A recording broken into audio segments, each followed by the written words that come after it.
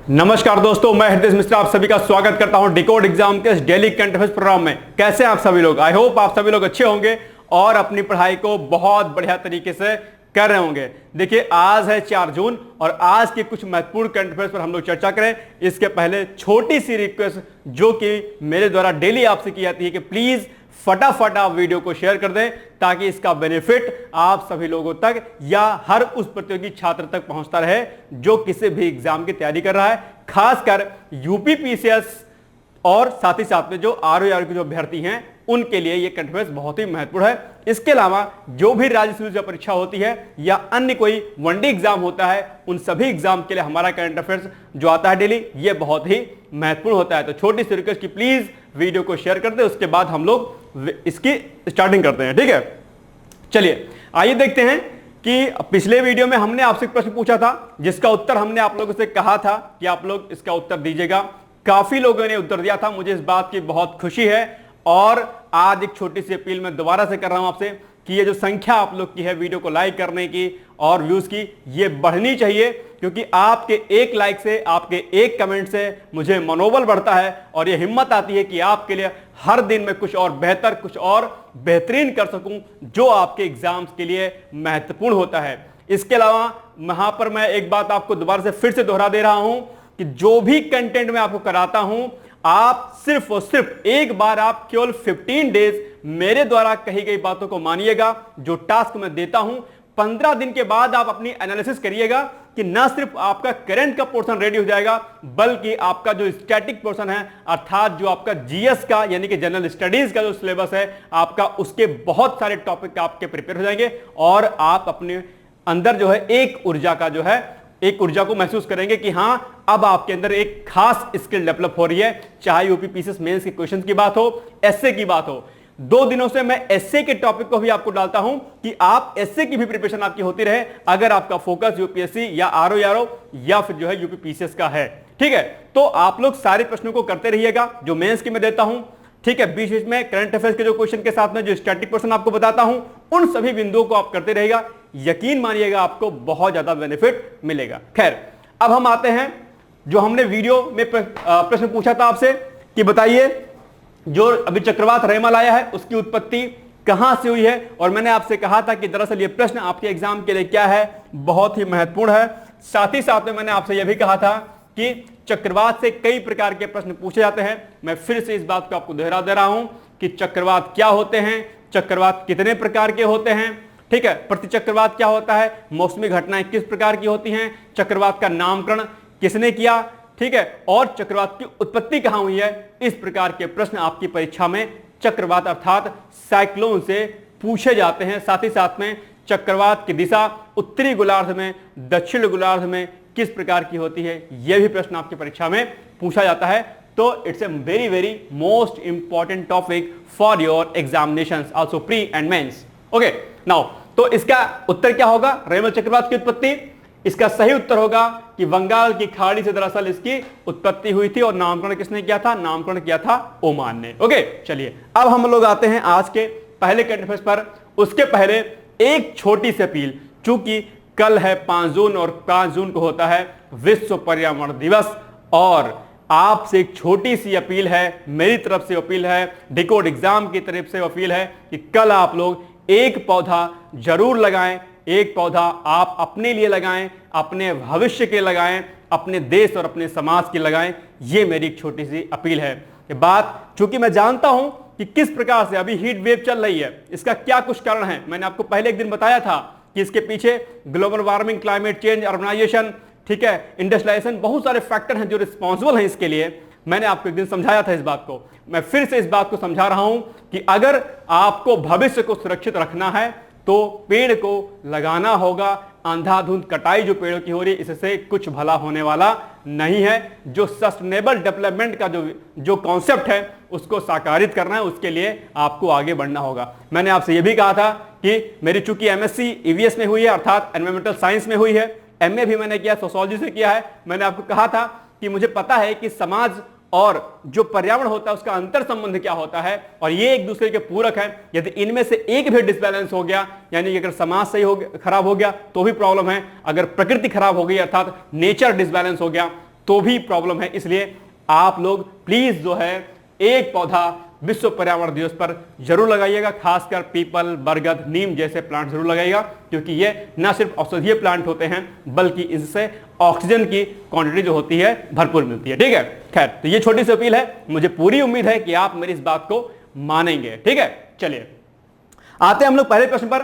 पहला हमारा प्रश्न है कि हाल ही में किस देश के द्वारा अपना पहला अंतरिक्ष एजेंसी जो है लॉन्च किया गया है। आपके 4 ऑप्शन दिए गए हैं। पहला ऑप्शन आपका है उत्तर कोरिया, दूसरा ऑप्शन है आपका दक्षिण कोरिया, तीसरा ऑप्शन है आपका अमेरिका और चौथा ऑप्शन है आपका डी अर्थात सूडान। फटाफट बताइए इसका राइट आंसर क्या होगा। तो इसका सही उत्तर होगा अर्थात राइट आंसर होगा इसका ऑप्शन नंबर बी अर्थात दक्षिण कोरिया के द्वारा जो है क्या हुआ है, अभी हाल ही में अपना पहला अंतरिक्ष एजेंसी लॉन्च किया गया है। ठीक है, व्याख्या के अंतर्गत दरअसल यही पॉइंट दिया गया है, तो आप लोग इसको देख लीजिएगा। ठीक है, दक्षिण कोरिया के द्वारा। Okay, now next question. हाल ही में मगुनी चरण का निधन हो गया है। ठीक है, एक महान व्यक्ति थे, इनका निधन हो गया है। प्रश्न पूछा है कि निम्नलिखित में से किस क्षेत्र से दरअसल जो मगुनी चरण थे ये संबंधित है। आपके ऑप्शंस हैं, ऑप्शन नंबर ए आपका ये गायक थे, या फिर ऑप्शन नंबर बी कठपुतली कलाकार थे, या फिर ऑप्शन नंबर सी तबला वादक थे, या फिर ऑप्शन नंबर डी आपका पर्यावरणविद थे। बताइए इसका सही उत्तर क्या होगा। तो इसका सही उत्तर होगा आपका ऑप्शन नंबर बी अर्थात जो है जो मगुनी चरण थे वो कठपुतली कलाकार थे। इन्होंने कठपुतली जो संस्कृति है इसको जीवंत रखने का काम किया था। आइए देखते हैं व्याख्या में क्या क्या कुछ पॉइंट्स इनके बारे में दिए गए हैं। चलिए, तो हाल ही में मगुनी चरण कुंवर इनका नाम था पूरा का निधन हो गया है। वो प्रसिद्ध कठपुतली कलाकार थे। आप लोगों ने पहले DD1 प्रोग्राम जो आता था दूरदर्शन का, उसमें कठपुतली जो है प्रोग्राम आया करता था, खासकर संडे को, और शायद डेली भी आता था मॉर्निंग में, शायद 10 साढ़े 10 बजे के करीब। तो उसमें जो है जो कठपुतली वाला प्रोग्राम जो देखते होंगे शायद वो जो है इन्हीं की दरअसल देन थी एक तरीके से, यानी कठपुतली कला।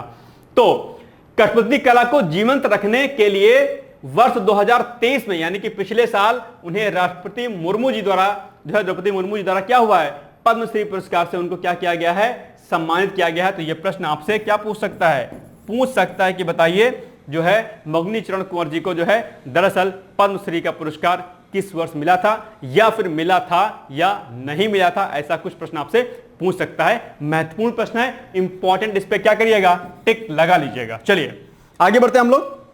नेक्स्ट क्वेश्चन आपका, विश्व दुग्ध दिवस कब मनाया जाता है। यह क्वेश्चन भी आपके लिए क्या है, इंपॉर्टेंट है, और इसका कुछ डेटा अभी मैं आपको बताऊंगा, वो आपके एग्जाम के लिए इंपॉर्टेंट रहेगा।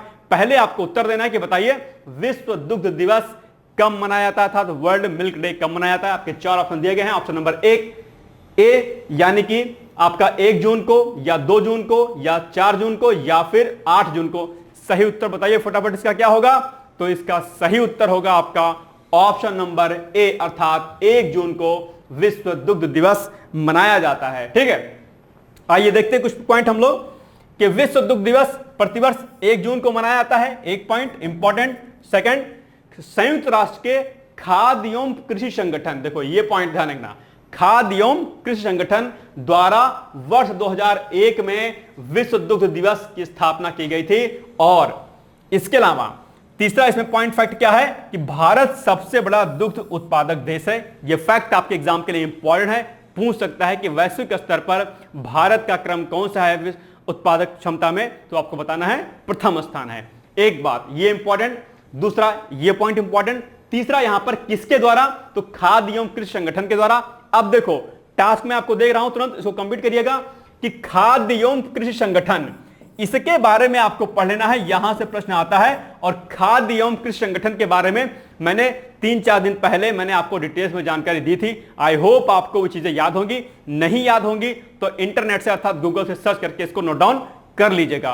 पिछले वीडियो में मैंने जो कुछ प्रश्न पूछा था राष्ट्रपति के बारे में कि किस नंबर के कौन से राष्ट्रपति होते हैं, एक जो है मित्र ने जो है कमेंट बॉक्स में बहुत डिटेलिंग में उत्तर दिया है, मुझे खुशी है कि उन्होंने उत्तर दिया, शायद गोपाल नाम है उनका। अच्छा लगा मुझे इस तरीके से आप लोग जो है, अब आज मैंने टास्क आपको दिया तो आपका काम यही है तुरंत कि जैसे ही वीडियो वाइंड अप होगा आप तुरंत इसको सर्च करके इसको नोट डाउन कर लीजिएगा। ठीक है, ये होता है पढ़ने का स्किल, स्मार्ट तरीका कि जो कुछ आए तुरंत आप उसको नोट डाउन कर ले अपनी कॉपी में। ओके, खैर अब इसमें एक डेटा और इंपॉर्टेंट आपके लिए क्या होता है कि कभी कभी क्या होता है क्रम पूछ लेता है, कि जो भी खाद्यान्न होते हैं या जो भी खाद्य पदार्थ होते हैं या जो मिनरल्स होते हैं आपके, ठीक है, उनके बारे में पूछ लेता है कि भारत में इनका स्थान कौन सा है, या दरअसल राज्यों का क्रम आपसे पूछ लेगा।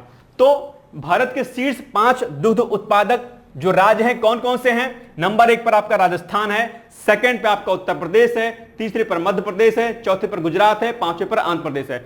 ये एक बात ध्यान रखिएगा कि ये डेटा दरअसल कभी कभी क्या होता है, खासकर पहला दूसरा वाला खासकर चेंज होता रहता है, तो जो लेटेस्ट डेटा आता है उसको आप लोग जो है एग्जाम के पहले जरूर करिएगा, ठीक है। हालांकि एग्जाम के पहले इस प्रकार के प्रश्नों को मैं आपको करा दूंगा ताकि आपको कंफ्यूजन ना हो, ठीक है, ध्यान रखिएगा। हालांकि लग रहा होगा कि उत्तर प्रदेश है, लेकिन है राजस्थान प्रथम स्थान पर, ध्यान रखिएगा। ओके, चलिए नेक्स्ट क्वेश्चन है, तेलंगाना राज्य का स्थापना दिवस मनाया जाता है। यह क्वेश्चन आपके लिए बहुत इंपॉर्टेंट है, और क्यों इंपॉर्टेंट है मैं आपको ही बताऊंगा, क्योंकि इसके बहुत सारे जो फैक्ट हैं वो आपके एग्जाम के लिए क्या हैं, महत्वपूर्ण है इस टॉपिक के। तो सबसे पहले तो आपको यही बताना है कि दरअसल तेलंगाना राज्य का स्थापना दिवस कब मनाया जाता है। आपके 4 ऑप्शन दिए गए हैं। ऑप्शन नंबर ए 31 मई, बी 2 जून, सी 5 जून, या फिर डी 8 जून। फटाफट इसका उत्तर बताइए और फिर मैं आपके इसके इंपॉर्टेंट फैक्ट को बताता हूं कि क्या कुछ इसमें महत्वपूर्ण है। तो इसका सही उत्तर क्या होगा? इसका सही उत्तर होगा ऑप्शन नंबर बी, अर्थात 2 जून को तेलंगाना राज्य का स्थापना दिवस मनाया जाता है। आइए देखते हैं हम लोग इसके व्याख्या को। तो तेलंगाना राज्य का स्थापना दिवस 2 जून को मनाया जाता है, इंपॉर्टेंट फैक्ट एक। दूसरा, 2 जून 2014 को, डेट ये पूरा ईयर आपको याद रखना है। क्या? 2 जून 2014 को आंध्र प्रदेश से अलग तेलंगाना को एक नए राज्य के रूप में स्थापित किया गया। किस राज्य से इसको अलग किया गया था? आंध्र प्रदेश से, ध्यान रखिएगा। इसके अलावा यह भारत का 29वां राज्य बना। यह फैक्ट भी आपके लिए इंपॉर्टेंट है। पिछले वीडियो में मैंने आपको बताया था कि इस प्रकार के प्रश्नों में जब राज्यों की बात होती है तो कौन से नंबर का राज्य बना वो आपको पता होना चाहिए। और पिछले वीडियो में मैंने गोवा के स्थापना दिवस के बारे में बात की थी और मैंने गोवा के बारे में बताया था कि ये कौन सा राज्य बना, और आपको तुरंत फिर से रिवाइज करना है टास्क के रूप में कि गोवा जो है कौन से नंबर का राज्य बना था। ये पॉइंट आपको ध्यान रखना है, ठीक है, देख लीजिएगा। इसके अलावा आंध्र प्रदेश पुनर्गठन अधिनियम 2014 के तहत तेलंगाना राज्य बना। ये आंध्र प्रदेश पुनर्गठन अधिनियम 2014 ये देख लीजिएगा, ठीक है। कब हो सकता है कूट के फॉर्म में आपसे प्रश्न पूछ ले कि किसके रूप में जो है तेलंगाना राज्य की स्थापना हुई था, तो आंध्र प्रदेश पुनर्गठन अधिनियम 2014 के तहत। आइए अब कुछ एक फैक्ट हम लोग और देखते हैं। एक पहला फैक्ट यहां पर एक इंपॉर्टेंट है कि भाषाई आधार पर गठित होने वाला प्रथम राज्य आंध्र प्रदेश है। ये जीएस का प्रश्न है और कई बार आपके एग्जाम में पूछा गया। पीवाईक्यूज को देख लीजिएगा आप लोग, ठीक है, इंपॉर्टेंट है, ध्यान करके इसको नोट डाउन कर लीजिएगा। इसके अलावा जिसका गठन कब किया गया? 1 अक्टूबर 1953 अर्थात 1 अक्टूबर 1953 को भाषाई आधार पर भारत का प्रथम राज्य का गठन हुआ, जिसका नाम क्या था? आंध्र प्रदेश था। आपके जनरल स्टडीज अर्थात जीएस में आपके पूछा है प्रीलिम्स में, और कई बार पूछा है और आगे भी पूछे जाने की संभावना है, तो इसको आप लोग रट लीजिएगा। इसके अलावा अन्य महत्वपूर्ण फैक्ट आपके लिए और हैं। क्या क्या है? सबसे पहला कि तेलंगाना की राजधानी क्या है? हैदराबाद है, एक बात। दूसरा, आइए देखते हैं मैप के माध्यम से हम लोग कि तेलंगाना की जो सीमाएं हैं किन किन राज्यों से लगती हैं, अर्थात कौन कौन से इसके उत्तर पूर्व दक्षिण में हैं। तो सबसे पहले देखिए आप फटाफट कि तेलंगाना पश्चिम में कर्नाटक से, कहां पर? पश्चिम में कर्नाटक से। देखिए पश्चिम में कर्नाटक की बात कर रहा है। अब देखो ये है आपका कौन सा? तेलंगाना। अगर आपको शायद दिख पा रहा होगा इमेज, तो ये है आपका तेलंगाना और यहां पर क्या है? कर्नाटक, ठीक है, यहां पर क्या है? कर्नाटक है।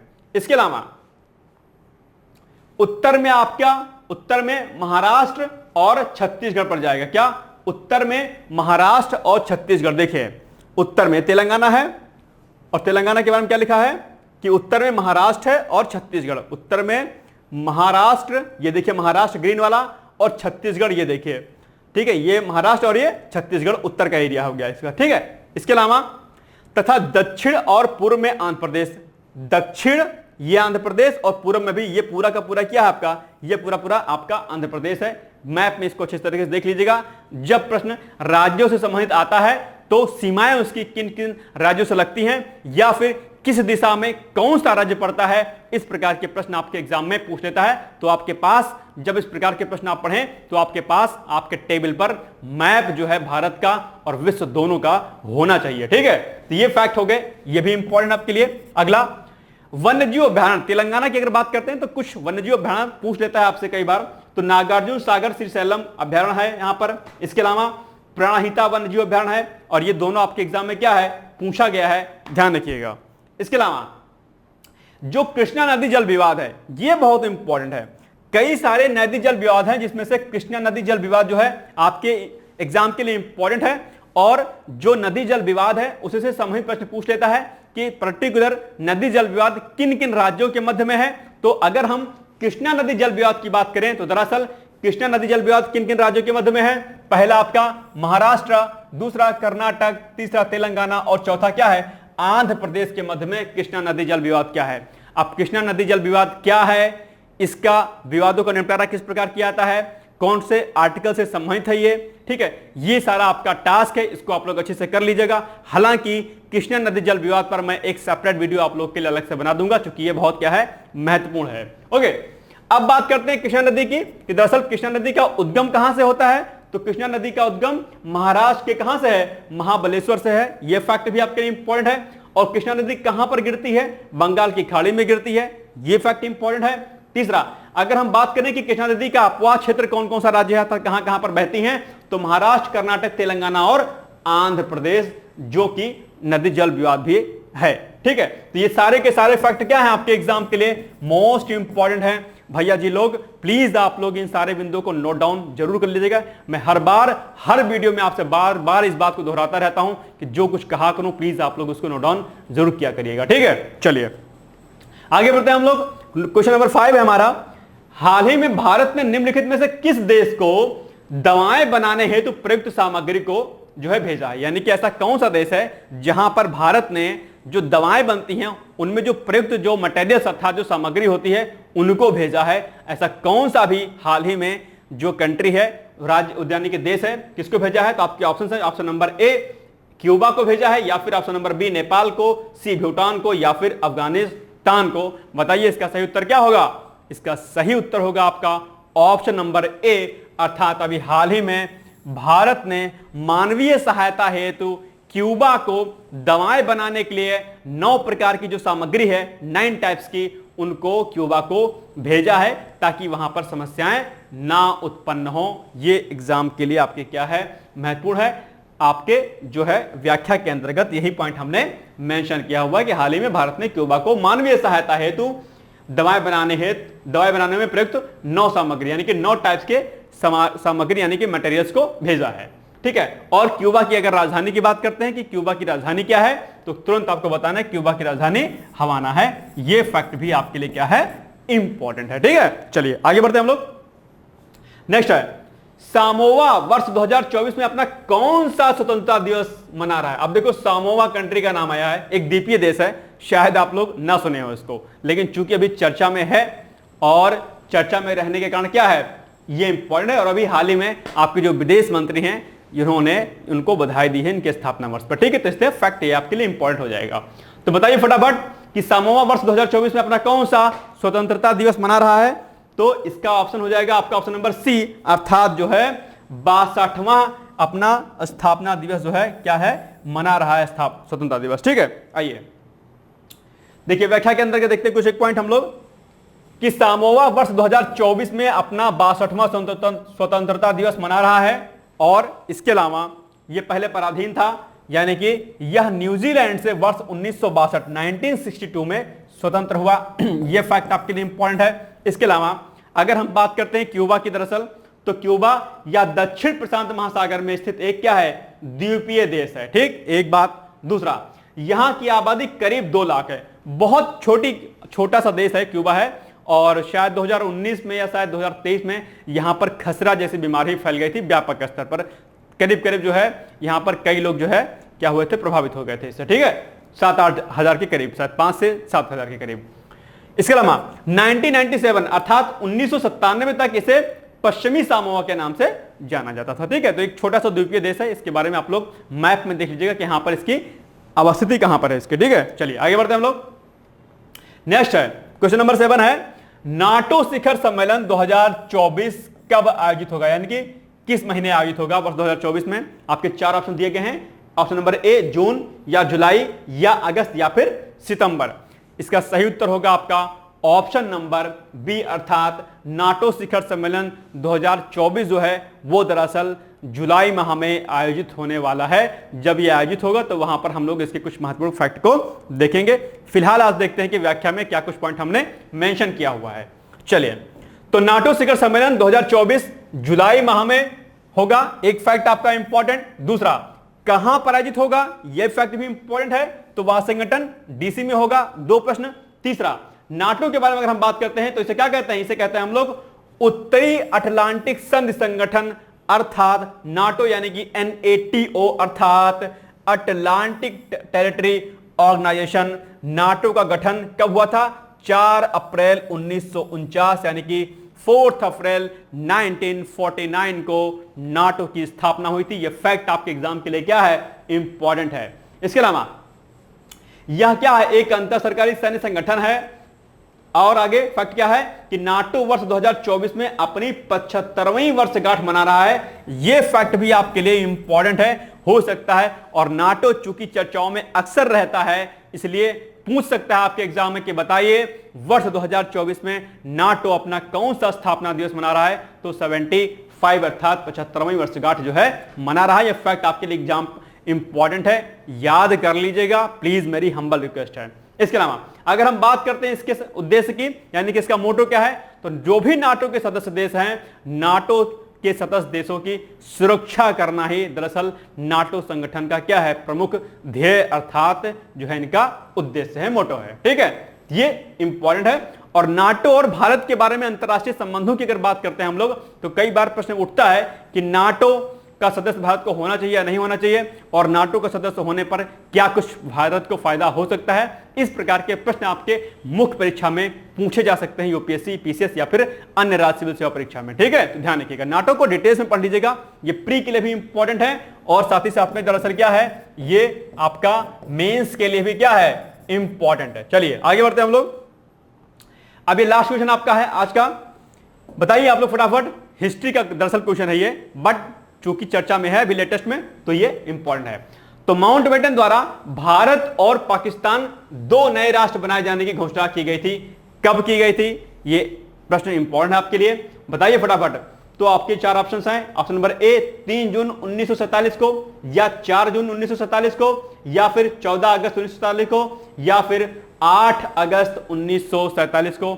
बताइए फटाफट इसका सही उत्तर क्या होगा। इसका सही उत्तर होगा आपका, अगर आपने इतिहास विषय को पढ़ा होगा अच्छे से तो आपको पता होगा इसका उत्तर, कि इसका सही उत्तर होगा आपका ऑप्शन नंबर कौन सा, ऑप्शन नंबर ए हो जाएगा, अर्थात 3 जून 1947 को जो है क्या हुआ था, माउंटबेटन ने जो है भारत और पाकिस्तान राष्ट्र 2 राष्ट्र बनाए जाने की घोषणा की थी। आइए इसके फैक्ट देखते हैं जो कि इंपॉर्टेंट है। पहला, माउंटबेटन द्वारा 3 जून 1947, याद रखिएगा डेट इंपॉर्टेंट है, को भारत और पाकिस्तान 2 नए राष्ट्र बनाए जाने की घोषणा की गई थी।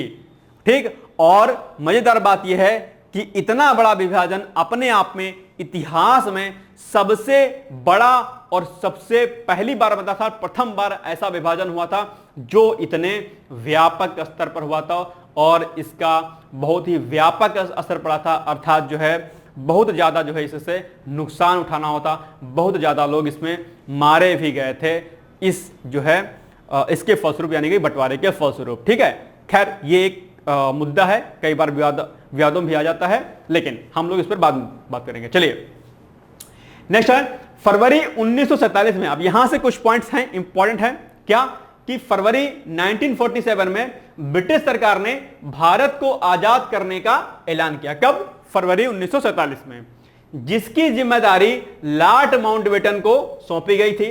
अब उन भाई साहब ने क्या किया, आइए देखते हैं जरा हम। तो ऐसे में क्या किया उन्होंने, माउंटबेटन ने, कि ऐसे में लॉर्ड माउंटबेटन द्वारा यह योजना प्रस्तुत की गई कि राज्यों को पूर्ण स्वतंत्रता दी जाए और उन्हें यह अधिकार दिया जाए कि दरअसल वो भारतीय संविधान सभा में, यानी कि भारतीय क्षेत्र में सम्मिलित होना चाहते हैं या नहीं सम्मिलित होना चाहते हैं। और उसी के बाद आप लोगों ने पढ़ा होगा कि सरदार पटेल ने किस प्रकार से चीजों को किया था। ठीक है, जम्मू कश्मीर और 2 स्टेट के बारे में। खैर ये इतिहास का विषय, आप लोग इसको अच्छे से पढ़ लीजिएगा। फिर ये जो योजना बनी थी पूरी की पूरी, इस योजना को क्या कहते हैं? इस योजना को कहते हैं डिकी बर्ड प्लान। ये बहुत इंपॉर्टेंट है आपको, जो आपके लिए प्री के लिए इंपॉर्टेंट है और मेंस के लिए भी इंपॉर्टेंट है कि डिकी बर्ड प्लान क्या था, नोट डाउन कर लीजिएगा इसको। इसके अलावा फिर जुलाई 1947 में ब्रिटिश पार्लियामेंट में इसे क्या किया गया? पारित कर दिया गया था। और फिर अंततः 15 अगस्त 1947 को भारत जो है स्वतंत्र हुआ और ठीक इसके एक दिन पहले अर्थात 14 अगस्त यानी कि 14 अगस्त 1947 को पाकिस्तान स्वतंत्र राष्ट्र के रूप में जो है विश्व पटल पर उभरा हुआ था। ठीक है, तो ये कुछ फैक्ट हैं आपके एग्जाम के लिए, ध्यान रखिएगा। और कई बार पाकिस्तान की स्वतंत्रता दिवस कब मनाया जाता है, यह भी प्रश्न आपसे पूछा है, तो 14 अगस्त 1947 ध्यान रखिएगा। चलिए, तो ये हो गया आज के हमारे कुछ महत्वपूर्ण करंट अफेयर्स। और अब आज का अभ्यास प्रश्न आपके लिए, जो कि आज के ही वीडियो से हम देते हैं। तो आपका प्रश्न है, नाटो की स्थापना हुई थी, कब हुई थी? आई होप आप इसका उत्तर जरूर देंगे। और फिर से मैं रिक्वेस्ट करता हूं कि आज ये संख्या जितनी पिछले वीडियो में हुई थी, आज आप लोग कमेंट ज्यादा से ज्यादा करेंगे, मुझे मनोबल बढ़ेगा, आपके लिए मैं कुछ और बेहतर लाने की कोशिश करूंगा। तो बताइए फटाफट, नाटो की स्थापना कब हुई थी? आपके ऑप्शन है, ऑप्शन नंबर ए 1849 या 1959 या फिर 1949 या फिर 1969। इसका सही उत्तर कमेंट बॉक्स में आप लोग जरूर दीजिएगा। और अब हम आते हैं आज के मुख्य परीक्षा के प्रश्न पर, यानी कि अगर आप पीसीएस या अन्य किसी सिविल सेवा परीक्षा की तैयारी कर रहे होंगे तो वहां पर मुख्य परीक्षा में प्रश्न कैसे बनेंगे ये आपको अभ्यास करना है। पहला प्रश्न है, निम्नलिखित पर टिप्पणी लिखें। आपका किस किस पर टिप्पणी लिखनी है? एक, नाटो पर टिप्पणी लिखनी है कि नाटो क्या है, और कावेरी जल विवाद, ये आपके एग्जाम के लिए क्या है? मोस्ट इंपॉर्टेंट है, ध्यान रखिएगा। इसके अलावा दूसरा प्रश्न बनेगा आपका कि डिकी बर्ड प्लान क्या है, संक्षेप में समझाइए। Very very most important question for your examination, please note down this. Okay, now next, अब अभ्यास प्रश्न किसका है? निबंध का। यह भी आपके लिए मैं फ्री ऑफ कॉस्ट देता हूं ताकि आप लोग इसकी प्रैक्टिस अच्छे तरीके से करते रहिएगा। तो आपका एस्से है, क्या एस्से है? हीट वेव और भारत। इस पर आपको क्या करना है? एस्से लिखना है। और ये आपके यूपी पीसीएस, ठीक, साथ ही साथ में आरओ एआरओ अभी आपका आने वाला है एग्जाम, ठीक है, इसमें इंपॉर्टेंट है। साथ ही साथ में यूपीएससी में पूछ सकता है, और साथ ही साथ में जो आपके अदर स्टेट पीसीएस होते हैं वहां पर भी ये प्रश्न आपके एग्जाम के लिए क्या है? इंपॉर्टेंट है। ठीक है, ये हो गया आज का हमारा वीडियो। आई होप आपको चीजें अच्छी लगी होंगी। प्लीज वीडियो को लाइक जरूर कर दीजिएगा। मिलेंगे कल हम लोग एक नए सीरीज के साथ, एक नए करंट अफेयर सीरीज के साथ। तब तक आप सभी लोग पढ़ते रहिएगा। जो टास्क हमने आपको दिया है उस टास्क को आप लोग प्लीज करने की कोशिश करिएगा। आई होप आप लोग करेंगे भी उसे। मिलते हैं कल, तब तक आप सभी लोग पढ़ते रहिए, मस्त रहिए, व्यस्त रहिए। मेरी तरफ से आप सभी को बहुत सारी शुभकामनाएं हैं। All the best. Thank you so much. Bye bye, take care.